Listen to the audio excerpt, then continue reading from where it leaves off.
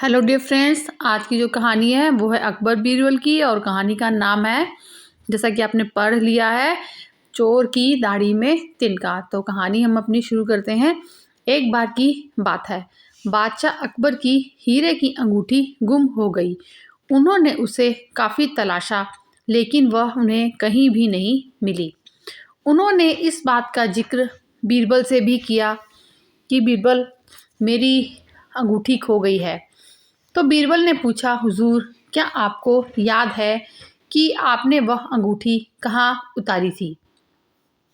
कुछ देर सोचने के बाद अकबर ने जवाब दिया, नहाने जाने के पहले मैंने वह अंगूठी उतार कर पलंग के पास रखे संदूक में रख दी थी।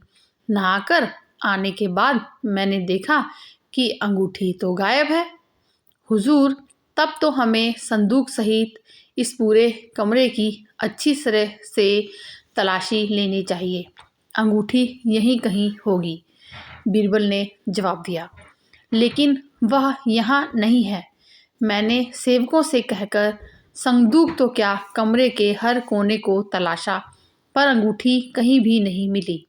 अकबर ने कहा, तब तो आपकी अंगूठी गुम नहीं हुई है हुजूर, चोरी हो गई है, और चोर आपके सेवकों में से ही कोई एक है। आप इस कमरे की साफ सफाई करने वाले सेवकों को बुलवाइए। अकबर ने सभी साफ सफाई करने वाले सेवकों को बुलवा लिया। वे कुछ 6 लोग थे। बीरबल ने उनसे अंगूठी के बारे में पूछा तो सबने अनभिज्ञता जाहिर की। तब बीरबल बोला, लगता है कि अंगूठी चोरी हो गई है। बादशाह सलामत ने अंगूठी संदूक में रखी थी, इसलिए अब संदूक ही बताएगा कि चोर कौन है। ये कहकर बीरबल संदूक के पास गया और कान लगाकर कुछ सुनने की कोशिश करने लगा।